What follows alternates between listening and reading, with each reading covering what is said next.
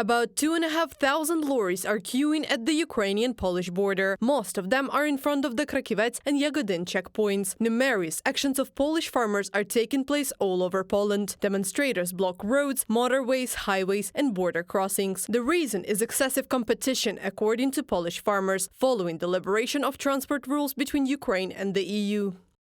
Because of these actions taken by Polish farmers, we have a significant reduction in the number of lorry border crossings. Yagodin crossing point is the largest infrastructural direction, where in a day the border can be crossed by 1,200 to 1,400 trucks in both directions. During the day, March 3rd, about 70 trucks crossed the border towards Ukraine and none towards Poland. Andriy Demchenko, speaker of the State Border Guard Service of Ukraine, in a commentary for Suspilne Studio.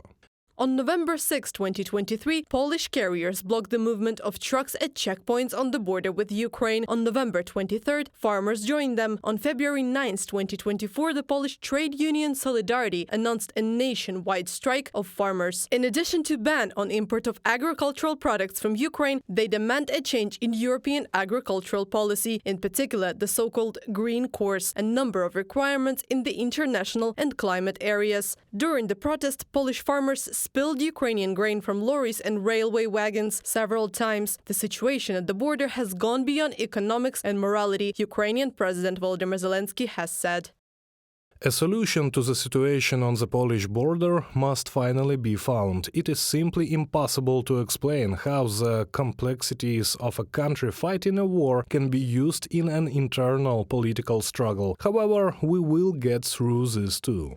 Among other things, the protesters demand that Lithuania ban grain imports from Ukraine and limit the transit of agricultural products. They accused Vilnius of allegedly taking Ukrainian grain in the opposite direction to Poland after its transit to Lithuania. However, no such cases were officially recorded. On March 4th, Polish Prime Minister Donald Tusk visited Lithuania and met with the country's president and prime minister. Following the visit, Tusk promised to address the Polish parliament with a proposal to impose sanctions on Russian and Belarusian agricultural products, as Moscow and Minsk continue to use grain as a weapon. I will address the Speaker of Parliament with a proposal to adopt a resolution calling on the European Commission to impose sanctions on food products from Russia and Belarus. I am convinced that a European decision will be incomparably more effective than individual decisions of the countries of the region. I would like to adopt a resolution on sanctions against Russia and Belarus on food and agricultural products in the European Union as a whole. All of this looks like Kremlin's attempts to divide Ukraine's supporters. This is how the Lithuanian Prime Minister commented on the blockade of the Lithuanian-Polish border. She drew attention to the fact that farmers' protests are a favored topic of discussion in the shows of Kremlin propagandists. The Lithuanian Foreign Ministry said that the border blockade resembled hybrid operations planned by Moscow.